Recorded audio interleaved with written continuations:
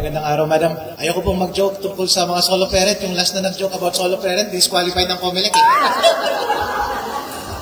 O, sige po, madam. Nag-participate po ba kayo nung nakarang eleksyon? Mga kampanya, tama po? Opo. Ano po yung mga pinangako para sa mga solo parent nung nakaraang eleksyon na gusto nyong matupad ngayon? Let's go!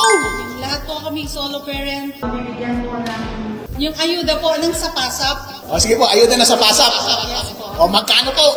200 lang naman po kami, Your Honor.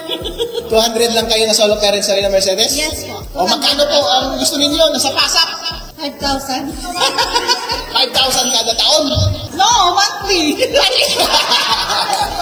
Yung reasonable po para makonsider ni Mayor. Alam ko lang po, para kahit na po konti, basta lahat po kami pantay-pantay po. Alright, i-bring up niyo po ba yan sa ating budget round? Bring up niyo po yan, madam.